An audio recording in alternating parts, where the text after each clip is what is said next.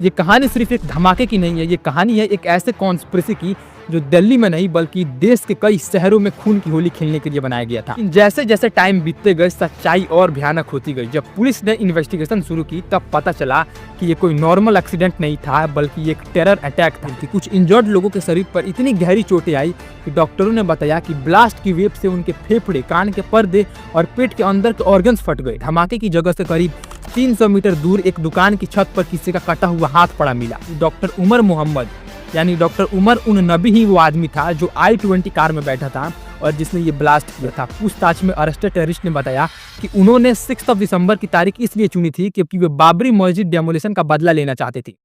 आप सभी को राधे राधे, जय श्री कृष्ण। 10 नवंबर 2025 मंडे की शाम दिल्ली के लाल किले के बिल्कुल पास चांदनी चौक की भीड़ भाड़ वाली सड़कों पर लोग अपने अपने कामों में लगे हुए थे। शाम के 6:52 थे। कुछ लोग ऑफिस से घर जा रहे थे, कुछ दुकानदार अपनी दुकानें बंद करने की तैयारी कर रहे थे, तो कुछ ई रिक्शा चालक अपनी आखिरी सवारी ढूंढ रहे थे। लाल किला मेट्रो स्टेशन के गेट नंबर 1 के पास सुभाष मार्ग पर ट्रैफिक लाइट लाल हो गई थी।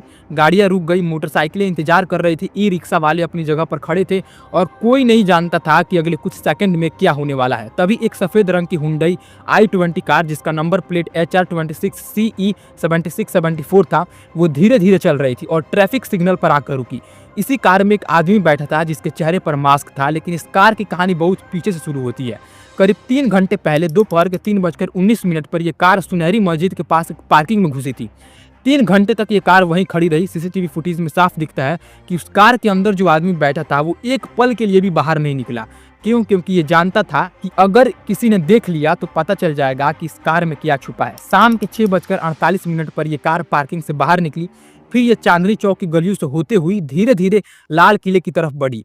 कुछ ही मिनट बाद जब ये कार ट्रैफिक सिग्नल पर रुकी तभी अचानक एक जबरदस्त धमाका हुआ। आसमान को छूती हुई आग की लपटें, चारों तरफ धुआं, लोगों की चीखें, गाड़ियों की जलने की आवाज। ये वो पल था जब दिल्ली की शांति टूट गई। इस ब्लास्ट की आवाज इतनी तेज थी कि आसपास की बिल्डिंग्स की खिड़कियां कांप गई, दूर दूर तक लोगों को सुनाई दी। धमाके की ताकत इतनी थी कि आसपास की करीब 22 गाड़ियां आग की लपेट में आ गई। कारें, मोटरसाइकिल, ई रिक्शा सब कुछ जलने लगा। 20 से 25 मीटर के दायरे में शरीर के टुकड़े बिखर गए। कार के पार्ट्स 200 मीटर दूर तक उड़ के गए। इंसान के हाथ, पैर, सिर के हिस्से सब कुछ इधर उधर फैल गए। धमाके की जगह से करीब 300 मीटर दूर एक दुकान की छत पर किसी का कटा हुआ हाथ पड़ा मिला। ये सोचकर ही दिल दहल जाता है कि धमाका कितना भयानक रहा होगा। शीशगंज गुरुद्वारे के पास रहने वाले लोगों ने बताया कि उनके घरों की खिड़कियां टूट गई और वे डर के मारे बाहर भाग निकली। बहुत जोर आवाज आई, बिल्डिंग खिड़की हिल गई, खिड़की हिल गई। जो लोग वहां मौजूद थे उन्होंने कहा कि पहले एक तेज रोशनी दिखी, फिर एक बड़ा आग का गोला और फिर धुएं का बादल। कुछ सेकंड के अंदर सब कुछ तबाह हो गया। लोग समझ ही नहीं पाए कि क्या हो गया है। कुछ लोग जल रहे थे, कुछ घायल पड़े थे, कुछ की तो पहचान ही नहीं हो पा रही थी क्योंकि शरीर इतने जल चुके थे। तो शाम के 6:55 पर पहली इमरजेंसी कॉल फायर ब्रिगेड को मिली। 7 फायर टेंडर्स भेजे गए, पुलिस की गाड़ियां पहुंची, एम्बुलेंस आने लगी। इंजर्ड लोगों को लोकनायक हॉस्पिटल ले जाया गया। पहले तो लगा कि शायद CNG सिलेंडर फट गया होगा क्योंकि कार में CNG किट लगी हुई थी, लेकिन जैसे जैसे टाइम बीतते गए सच्चाई और भयानक होती गई। जब पुलिस ने इन्वेस्टिगेशन शुरू की तब पता चला कि ये कोई नॉर्मल एक्सीडेंट नहीं था बल्कि एक टेरर अटैक था, एक आतंकी हमला। और ये हमला अचानक से नहीं हुआ था, इसकी तैयारी महीनों से, शायद सालों से चल रही थी। ये कहानी सिर्फ एक धमाके की नहीं है, ये कहानी है एक ऐसे कॉन्स्पिरेसी की जो दिल्ली में नहीं बल्कि देश के कई शहरों में खून की होली खेलने के लिए बनाया गया था। पहले बताया गया था कि 9 लोग मरे थे, फिर ये नंबर बढ़कर 12 हो गई और फिर 13 बेगुनाह लोगों की जान चली गई। 20 से ज्यादा लोग घायल हुए, जिनमें से कुछ की हालात बहुत गंभीर थी। कुछ इंजर्ड लोगों के शरीर पर इतनी गहरी चोटें आई कि डॉक्टरों ने बताया कि ब्लास्ट की वेव से उनके फेफड़े, कान के पर्दे और पेट के अंदर के ऑर्गन्स फट गए। मरने वालों में से एक 34 इयर्स के बिजनेसमैन थे, अमर कटारिया। ये फार्मास्यूटिकल का काम करते थे। ये अपनी बीबी और 3 साल के बेटे को घर पर छोड़कर काम पर गए थे। धमाके से आधे घंटे पहले ही इन्होंने अपने फादर को फोन किया था कि ये दुकान से निकल रहा है, लेकिन ये घर कभी नहीं पहुंचे। इनकी पहचान इनके हाथ पर बने एक टैटू से हुई जिस पर लिखा था mom my first love, dad my strength. ये अपने माँ बाप के इकलौते बेटे थे। इनका 3 साल का बेटा अब भी अपने पापा को पूछता है। एक और शख्स थे 23 साल के नुमान अंसारी, जो शामली उत्तर प्रदेश से आए थे। ये अपने कजन अमान के साथ कॉस्मेटिक का सामान खरीदने साडार बाजार आए थे, लेकिन इसमें नुमान की मौत हो गई, लेकिन अमान बच गए और हॉस्पिटल में भर्ती हुए। नुमान अपने घर का अकेला कमाने वाले थे। इनके फादर मजदूरी करते थे और इनका भाई बीमार था जिसका डायलिसिस चल रहा था। अब ये परिवार कैसे जिएगा? दो दोस्त थे, अशोक कुमार और लोकेश अग्रवाल, जो एक मोटरसाइकिल पर सवार होकर जा रहे थे। ये ठीक उस कार के पीछे थे जो फटी। दोनों की मौत हो गई। लोकेश अपने सास यानी मदर इन लॉ से मिलने हॉस्पिटल गए थे और अशोक से दोपहर का खाना खाया था। फिर यह हादसा हो गया। पुलिस ने मोटरसाइकिल के रजिस्ट्रेशन नंबर से अशोक के परिवार को ढूंढा। 2 ई रिक्शा ड्राइवर भी मारे गए। एक का नाम जुमन था, जिनकी वाइफ डिसेबल थी और 3 बच्चे थे। इनके चाचा ने बताया कि जब ये घर नहीं लौटे तो उन्होंने जीपीएस से उनकी लोकेशन ट्रैक की और पता चला कि ये लाल किले के पास थे। फिर उन्हें हॉस्पिटल की मॉर्चुरी में उनकी लाश मिली। दोनों पैर कट चुके थे और सिर का ऊपरी हिस्सा नहीं था।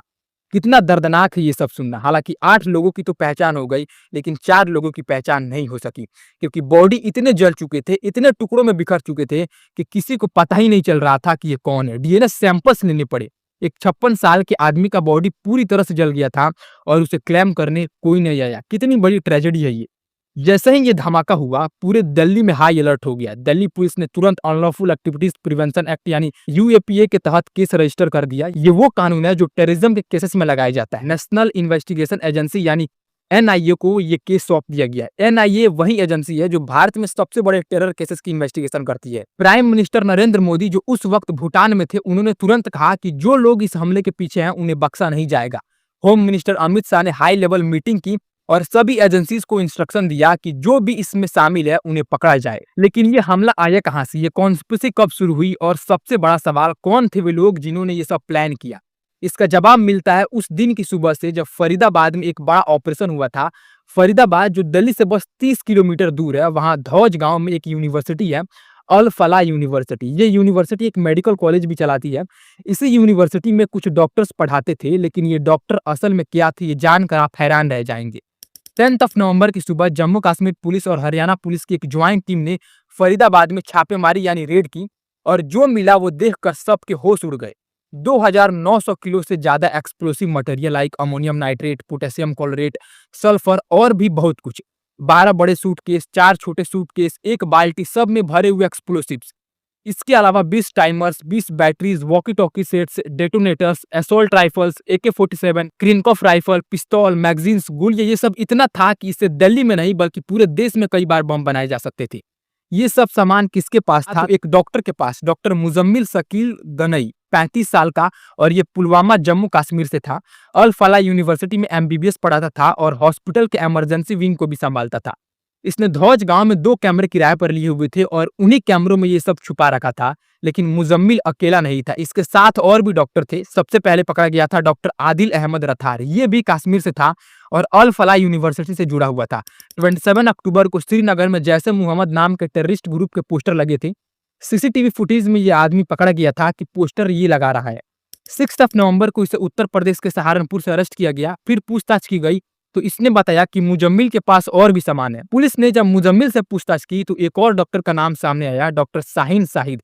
ये महिला डॉक्टर थी, लखनऊ उत्तर प्रदेश से। इसका काम बहुत खतरनाक था, जैसे मोहम्मद के वुमेन्स विंग्स यानी महिला विंग को भारत में स्टेबलाइज करना।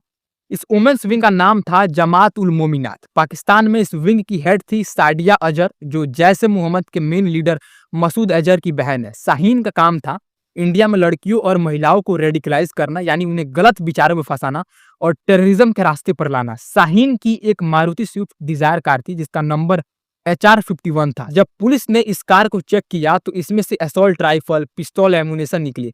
ये कार एक्सप्लोसिव को इधर उधर ले जाने के लिए इस्तेमाल की जा रही थी। अब एक और नाम आता है डॉक्टर उमर मोहम्मद, जिसे डॉक्टर उमर उन नबी के नाम से भी जाना जाता था।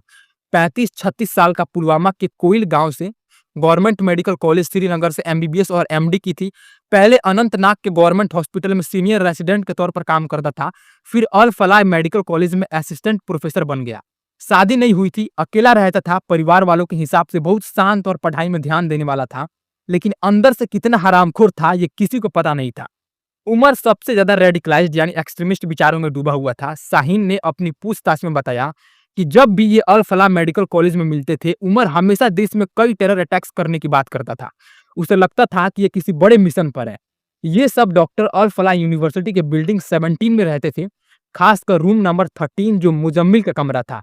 ये एक तरह से इन सब का मीटिंग प्लेस बन गया था। यहीं ये मिलते थे, प्लान बनाते थे। उमर का कमरा था रूम नंबर 4। दोनों कमरों से डायरिया और नोटबुक मिली जिनमें कोड वर्ड्स लिखे थे, डेट्स लिखी थी। 8 नवंबर से 12 नवंबर तक, और बार बार एक शब्द आता था, ऑपरेशन। इन डायरियों में 25 से ज्यादा नाम थे, ज्यादातर जम्मू कश्मीर और फरीदाबाद से। नंबर्स, इनिशियल सिंबल्स सब कोडेड थे, यानी सीक्रेट लैंग्वेज में लिखे थे। इंटेलिजेंस टीम्स अभी भी इन कोड्स को डिकोड कर रहे हैं, यानी समझने की कोशिश कर रहे हैं। अल फलाह यूनिवर्सिटी पर अब सवाल उठने लगे हैं। यूनिवर्सिटी ने एक स्टेटमेंट जारी किया है, इसमें कहा है कि हमारा इन डॉक्टरों से सिर्फ प्रोफेशनल रिश्ता था, यानी वे यहाँ काम करते थे बस। यूनिवर्सिटी ने यह भी कहा कि कोई भी केमिकल्स या एक्सप्लोसिव मटेरियल यूनिवर्सिटी के परिसर में स्टोर नहीं किया गया था, लेकिन इन्वेस्टिगेटर्स को शक है कि शायद यूनिवर्सिटी की लैबोरेटरी का इस्तेमाल एक्सप्लोसिव बनाने के लिए किया गया हो। यूनिवर्सिटी के vice chancellor professor Bhupinder Kaur Anand ने कहा कि वे बहुत शॉक्ड और सैडन्ड है और पूरा कोऑपरेशन कर रहे हैं, लेकिन सवाल यह है कि इन डॉक्टरों को रेडिकलाइज किसने किया, उन्हें ट्रेनिंग किसने दी। तो यहाँ आता है एक इंटरनेशनल कनेक्शन। सोर्सेस ने बताया कि मार्च 2022 में, यानी करीब 3 साल पहले, कुछ लोग इंडिया से टर्की गए थे। उमर, मुजम्मिल और आदिल तीनों टर्की गए थे। वहां आंकरा में इनकी मुलाकात हुई एक हैंडलर से जिसका कोड नेम था उकासा। अरबिक लैंग्वेज में उकासा का मतलब होता है स्पाइडर यानी मकड़ी। ये हैंडलर टर्की में बेस्ड था। उकासा ने इन डॉक्टरों की रहने की और ट्रेवल की व्यवस्था की। 2 हफ्ते तक उमर वहां रहा। इंटेलिजेंस एजेंसीज को शक है कि इसी टर्की ट्रिप के दौरान इन लोगों को ब्रेनवॉश किया गया, इन्हें रेडिकलाइज किया गया, ट्रेनिंग दी गई, फिर ये इंडिया लौटे और अलग अलग स्टेट्स में रहकर अपना टेरर मॉड्यूल खड़ा करने लगे। ये हैंडलर उकासा जो टर्की में बैठा था, इन डॉक्टरों से कांटेक्ट में रहता था, लेकिन नॉर्मल तरीके से नहीं, एक स्पेशल इंस्क्रिप्टेड मैसेजिंग ऐप के जरिए जिसका नाम है सेशन। ये ऐप बहुत खतरनाक है क्योंकि इसमें कोई फोन नंबर या ईमेल की जरूरत नहीं होती, बस एक रैंडम आईडी जनरेट करनी होती है। मैसेज पूरी तरह से इंस्क्रिप्टेड होते हैं, यानी कोडेड होते हैं, और सबसे बड़ी बात, कोई मेटा डेटा स्टोर नहीं होता। मतलब किसी को पता नहीं चलता कि किसने किसे मैसेज भेजा है, कब भेजा है, कहां से भेजा है, कुछ नहीं पता चलता। सेशन ऐप टोर नेटवर्क की तरह काम करता है। मैसेज कई सर्वर से होकर जाते हैं तो रियल लोकेशन छुप जाती है। इन्वेस्टिगेटर्स के लिए ये बहुत मुश्किल हो जाता है कि ट्रेस करें कि मैसेज एक्चुअली कहां से आ रहे हैं। पहले ये लोग टेलीग्राम पर बात करते थे, फिर सिग्नल ऐप यूज करने लगे, और फिर जब बड़े अटैक्स की प्लानिंग करनी थी तो सेशन ऐप पर शिफ्ट हो गए ताकि कोई पकड़ ना पाए। मुजल्लिम ने पूछताछ में बताया कि शुरुआत में इसने व्हाट्सएप पर एक टर्किश नंबर से बात की थी जो +90 से शुरू होता था। ये नंबर किसी अबू उकासा नाम के हैंडलर का था। फिर उस हैंडलर ने कहा कि सेशन ऐप पर आओ, वहां ज्यादा सेफ है। अब सवाल ये है कि इतने सारे एक्सप्लोसिव कहां से आए? 2900 किलो से ज्यादा का सामान कैसे इकट्ठा हुआ?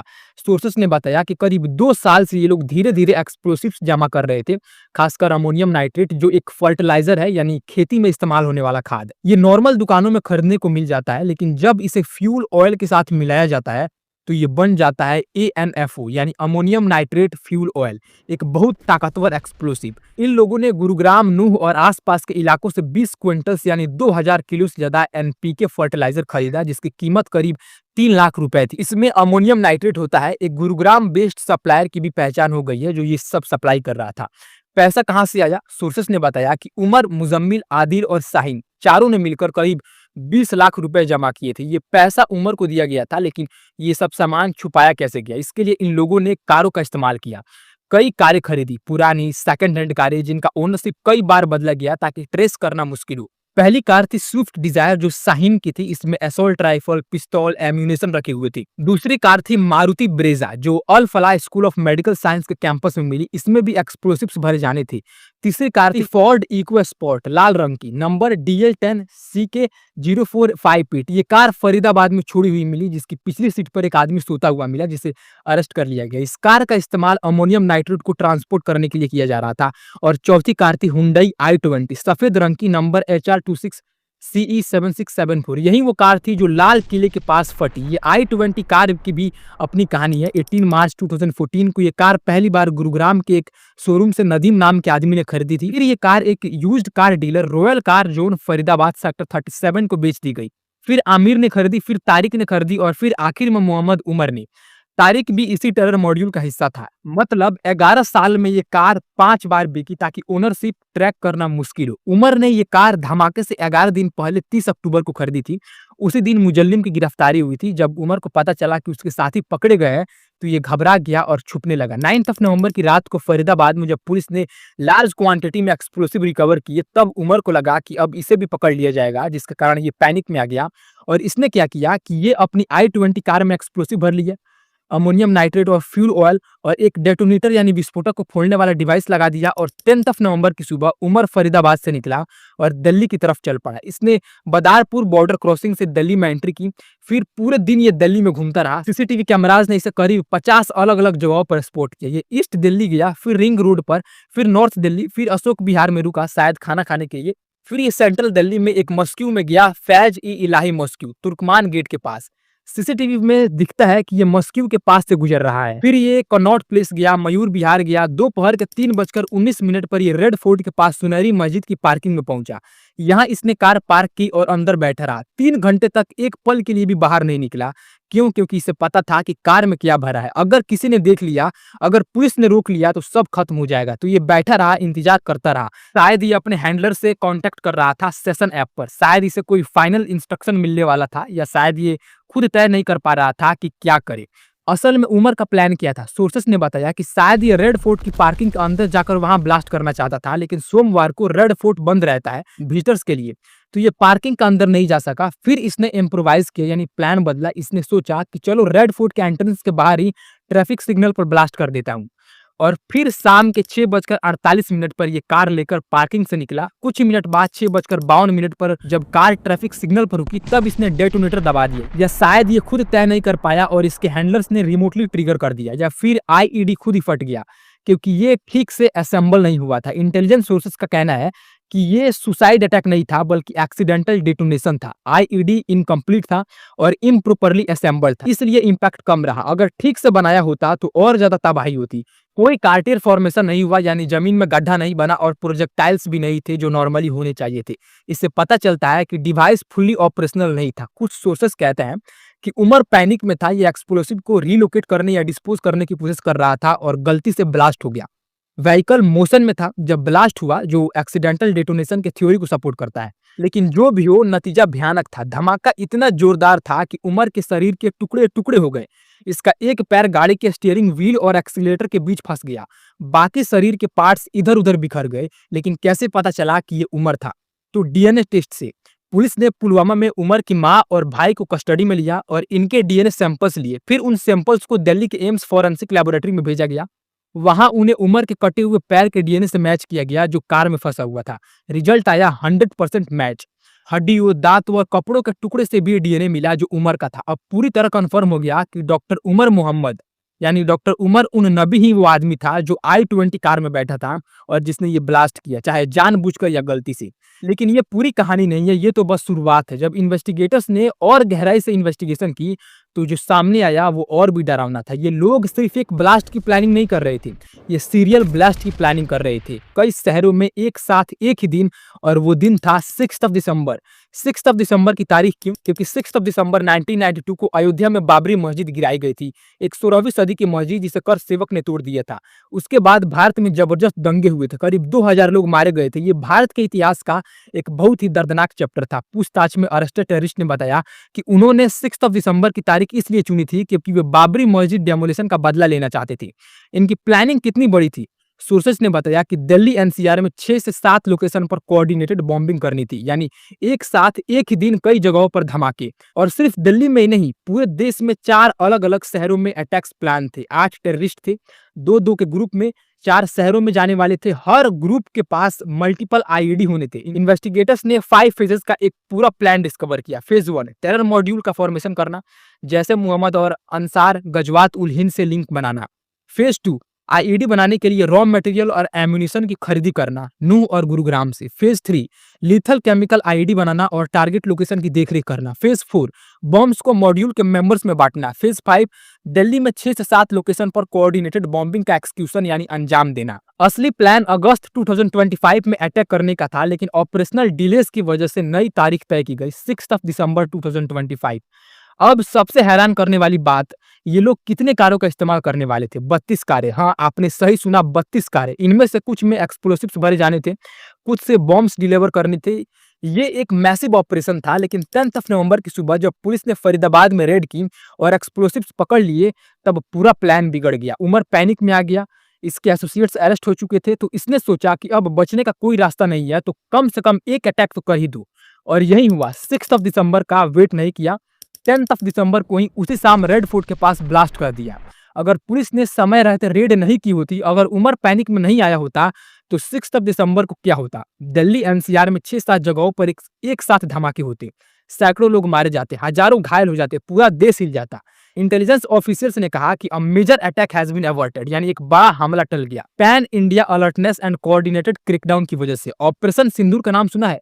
ऑपरेशन सिंदूर का नाम सुना है आपने? मई 2025 में जब कश्मीर के पहलगाम में 22 अप्रैल को एक टेररिस्ट अटैक हुआ था जिसमें 26 लोग मारे गए थे, तब भारत ने पाकिस्तान पर एयर स्ट्राइक किए थे।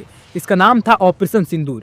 इंडिया ने पाकिस्तान एडमिनिस्ट्रेटेड कश्मीर और पाकिस्तान के पंजाब प्रोविंस में जैसे मोहम्मद, लश्कर ए तैयबा और हिजबुल मुजाहिदीन के टेरर कैंप्स को टारगेट किया था। लेकिन अब पता चल रहा है कि ऑपरेशन सिंदूर के बावजूद पाकिस्तान बैक्ड टेरर इंफ्रास्ट्रक्चर फिर से खड़ा हो रहा है। जैसे मोहम्मद अभी भी एक्टिव है और रेड फोर्ट ब्लास्ट इसी बात का सबूत है। इन्वेस्टिगेटर्स का कहना है कि ये ब्लास्ट एक रिवेंज अटैक था। ऑपरेशन सिंदूर में जैसे मोहम्मद के बहवालपुर हेडक्वार्टर्स को जो नुकसान पहुंचा था उसका बदला। जैसे मोहम्मद के मॉड्यूल ने यह हमला प्लान किया था। अब जम्मू कश्मीर में फिर से टेरर एक्टिविटीज बढ़ रही है। अक्टूबर 2025 में पाकिस्तान ऑक्युपाइड कश्मीर पीओके में हाई लेवल मीटिंग हुई जिनमें जमात इस्लामिया, हिजबुल मुजाहिदीन और आईएसआई ऑफिसर शामिल थे। उन मीटिंग्स में प्लान बनाया गया कि डोरमेंट टेरर सेल्स को फिर से एक्टिवेट किया जाए, एक्स कमांडर्स को मंथली स्टिपेंड्स दी जाए और ऑपरेशन सिंदूर में जो लॉसेस हुए उसका बदला लिया जाए। यानी पाकिस्तान की तरफ से टेरर का सीरीज अभी खत्म नहीं हुआ है और भारत को लगातार अलर्ट रहना होगा। रेड फोर्ट ब्लास्ट के बाद पूरे देश में हाई अलर्ट कर दिया गया। दिल्ली की सभी बॉर्डर्स पर सिक्योरिटी बढ़ा दी गई। गाजीपुर बॉर्डर, बदहारपुर बॉर्डर, सब जगह व्हीकल्स चेक हो रही है। मंडी हाउस और दूसरी इंपॉर्टेंट जगहों पर पुलिस की तैनाती बढ़ा दी गई है। एयरपोर्ट, रेलवे स्टेशन, सब जगह कड़ी सुरक्षा कर दी गई है। उत्तर प्रदेश, महाराष्ट्र, बिहार, सब स्टेट्स हाई अलर्ट पर है।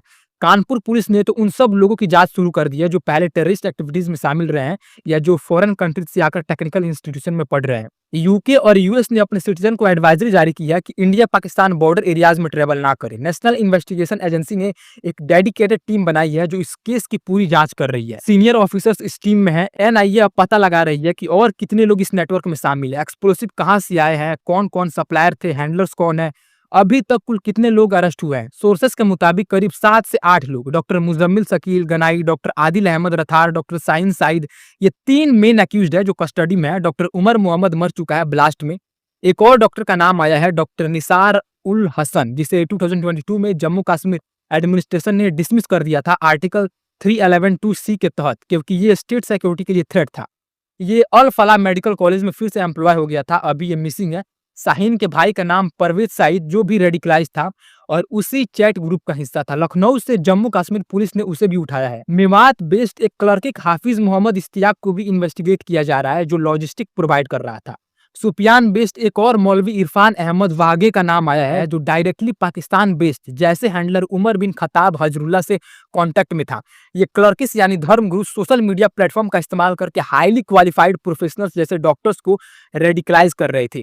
मेडिसिन एक नोबल प्रोफेशन है, इसलिए ये एक परफेक्ट कवर था उनके कॉन्स्पिरेटोरियल एजेंडा के लिए। ये पहली बार नहीं है जब कश्मीरी डॉक्टर्स टेरर एक्टिविटीज में पकड़े गए हैं। 2023 में डॉक्टर निसार उल हसन जो SMHS हॉस्पिटल श्रीनगर में असिस्टेंट प्रोफेसर था, उसे भी जम्मू कश्मीर LG मनोज सिन्हा ने टेरर लिंक्स की वजह से डिसमिस किया था।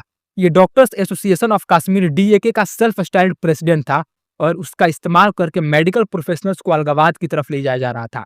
अब इन्वेस्टिगेटर्स ये देख रहे हैं कि क्या हसन की कोई रोल थी इन फरीदाबाद में अरेस्ट हुए डॉक्टर्स को रेडिकलाइज करने में। मतलब ये व्हाइट कॉलर टेरर इकोसिस्टम यानी पढ़े लिखे लोगों का आतंकी नेटवर्क एक नया और खतरनाक ट्रेंड है।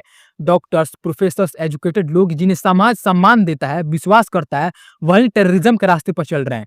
ये बहुत चिंताजनक है, इसलिए इसे व्हाइट कॉलर टेरर कहा जाता है। धमाके में जो लोग मारे गए, अमर कटारिया, नुमान अंसारी, अशोक कुमार, लोकेश अग्रवाल, जुम्मन और बाकी, ये सब बेगुनाह लोग थे। किसी का कोई भी गुनाह नहीं था, बस गलत जगह गलत समय पर थे।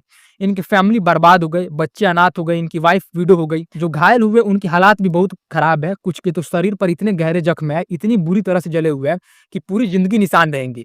कुछ की तो पहचान ही नहीं हो पाई क्योंकि शरीर इतने बिगड़ चुके थे। अब इसी के साथ ये वीडियो होता है खत्म।